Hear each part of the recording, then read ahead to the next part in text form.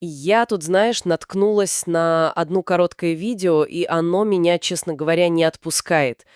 Вот представь себе картину. Залитая солнцем стоянка для автодомов в Испании. Тишина, покой, ну, идиллия. И посреди всего этого стоит автодом-призрак. Настоящий летучий голландец на колесах. Я, кажется, понимаю, о чем речь. Это та история из Суевера. Да, именно она. Источник всего-то минутный ролик на YouTube, снятый нашими путешественниками. Но в этой минуте уместился целый детектив. И вот сегодня мы попробуем разобраться, почему эта история так цепляет, что в ней такого. Слушай, она потому и цепляет, что это, по сути, такой тихий кошмар любого автопутешественника. Вот эта мысль, она где-то в подсознании всегда сидит. С одной стороны, у тебя полная свобода, а с другой ты можешь вот так просто исчезнуть. И твой дом на колесах останется таким молчаливым памятником. И в этой истории, как в капле воды, все сошлось. И благополучие, и тревога, и реакция людей, и, бессилие системы. А начинается все с мелочей, с почти незаметных деталей. Вот именно, с деталей. Так, давай начнем с места действия, потому что оно само по себе создает половину интриги. Это не просто обочина какая-то. Автор видео говорит, что это Суэра, городок недалеко от Валенсии.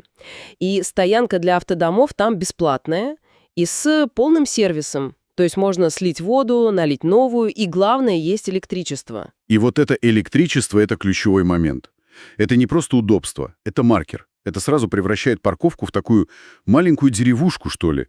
Да, да, точно. Люди тут не просто на ночь встали, они здесь живут, понимаешь?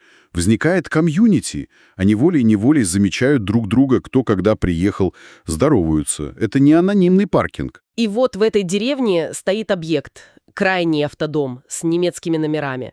Он там уже, как говорит автор, задолго до нашего приезда. Очень давно. Но самая странная деталь, которая ломает вообще всю логику, он постоянно подключен к розетке. Знаешь, по-моему, это самый жуткий элемент во всей истории. Ну, конечно. Если уезжаешь, ты же все отключаешь. А тут такое чувство, что люди вышли в магазин на 5 минут. Странно, эти 5 минут растянулись на недели или даже месяцы. Вот. Именно эта деталь, вот эта иллюзия пятиминутного отсутствия и создает весь саспенс. Понимаешь? Подключение к сети — это полная противоположность брошенной машине. Брошенная она пустая, обесточенная, а здесь все наоборот. Кто-то поддерживал жизнеобеспечение дома. Холодильник работал, наверное. Холодильник, какие-то системы в спящем режиме. Это говорит о намерении вернуться. Это не спонтанный отъезд. Это запланированная стоянка, которая пошла не по плану. И автор видео находит для этого очень точное сравнение «летучий голландец». Не просто пустой кемпер, а именно корабль-призрак с экипажем, который бесследно исчез. Идеальная метафора. Просто идеальная. Потому что материальная оболочка — сам автодом. Вот он, здесь, в порядке. Он даже подключен к жизни, к энергии. А души этого дома, его экипажа, нет. И это ощущение пустоты, оно, как мы видим, со временем начало давить на всех. Да, и вот это простое любопытство постепенно перерастает в настоящее беспокойство. Ключевая фраза в видео: «Мы никогда не видели людей, чтобы они заходили-выходили из автодома. Ни разу». И в какой-то момент терпение у соседей просто лопнуло. Но что интересно, инициатива исходит, как говорит автор, вчера его немецкие собратья встревожились и вызвали полицию. Как думаешь, почему именно они? Может, это просто знаменитая немецкая любовь к порядку? Ну, это их орднунг. Увидели что-то не по правилам и сразу сообщили. Я бы не был так уверен. Думаю, здесь дело глубже. В сообществе автопутешественников, особенно среди европейцев, есть очень сильный, негласный кодекс взаимопомощи. То есть дело не в порядке? Нет. Они понимают всю специфику такой жизни, ее уязвимость, поломка в чужой стране, болезнь, ограбление, да что угодно может случиться.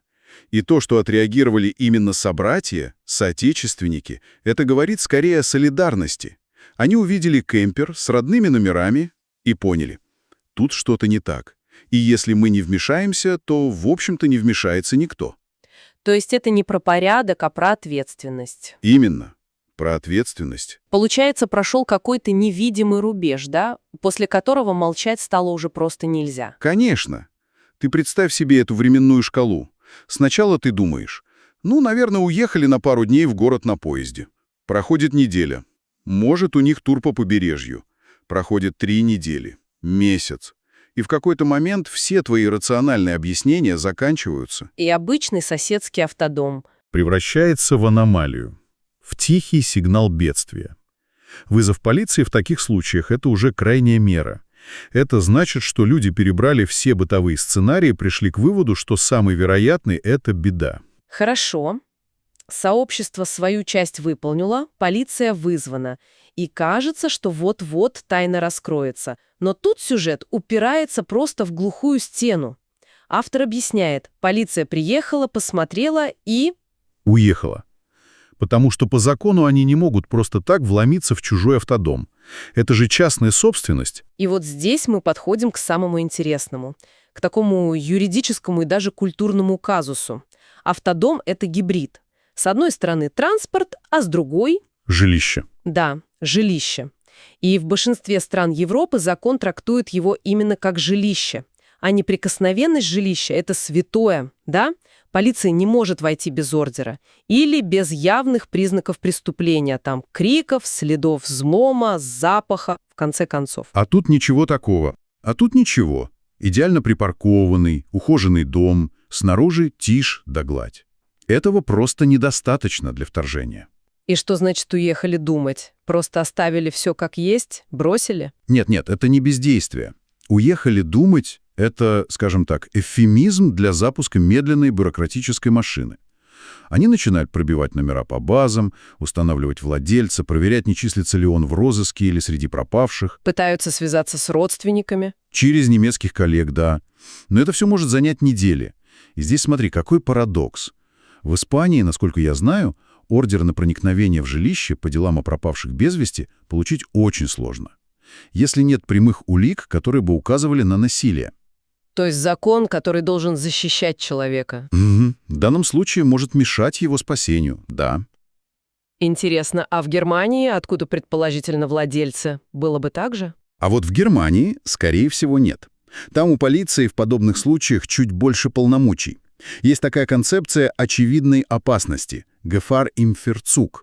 Если есть веские основания полагать, что внутри человек, которому нужна помощь, они могут действовать быстрее. Но тут не Германия. Тут испанская земля и испанские законы. И это создает такой культурно-юридический барьер, который завел ситуацию в тупик. И это ведь подводит нас к такой, честно говоря, мрачной стороне жизни в автодоме, о которой не принято говорить. Вся эта романтика, свобода, дорога. Но ведь есть и обратная сторона. Абсолютно. Мы же видим только фасад, красивые фотографии на фоне заката. А за ними могут скрываться очень разные истории. Во-первых, банальные медицинские проблемы. Человек, особенно пожилой, мог уйти в поход в горы, и у него, случился инфаркт. Или их обоих госпитализировали куда-то. Да, в больницу, в другом городе, и они просто физически не могут сообщить о себе. Во-вторых, это может быть добровольное исчезновение. В смысле? Есть люди, которые используют такой образ жизни, чтобы порвать с прошлым, скрыться от долгов, от семьи. Они просто оставляют одну жизнь и начинают другую. И в-третьих, конечно, криминал. Путешественники в автодомах — довольно уязвимая цель. Получается, этот пустой автодом в Суэре мог быть чем угодно, от трагической случайности до сознательного побега. И эта неизвестность, как говорит автор видео, она просто сводит с ума, он так и говорит. Надеюсь на лучшее, но воображение рисует прям самые страшные картинки. Это классический прием Хичкока. Он называл это «бомба под столом». Если герои просто разговаривают, а потом бомба взрывается, это удивление. Но если вы сначала показываете зрителю, что под столом бомба с тикающим таймером, а герои продолжают болтать о пустяках... Вот это саспенс. Вот это саспенс. Здесь то же самое. Мы, как и соседи, знаем, что бомба какая-то, проблема существует. Но никто не может заглянуть под стол в этот автодом. И напряжение растет с каждой секундой молчания. Отсутствие разверстки пугает больше всего. Да, и финал видео — это такое полное многоточие. Последняя фраза «посмотрим, чем это закончится». И все. Мы остаемся на той же парковке, с теми же вопросами, и, скорее всего, мы никогда не узнаем ответа. Эта минутная зарисовка превратилась в настоящий детектив без последней страницы. По сути, это история — идеальная модель триллера. У нас есть идиллическое место, в котором появляется аномалия. Есть бдительное сообщество, которое пытается поступить правильно. Есть власти, скованные законом. И есть тайна человеческой судьбы в самом центре всего этого. Каждый элемент усиливает другой. Получается, этот короткий ролик рассказал нам не столько о конкретном автодоме, сколько о хрупкости грани между обыденностью и тайной, о том, что достаточно одного пустого окна и слишком долгой тишины, чтобы привычный мир покрылся трещинами тревоги.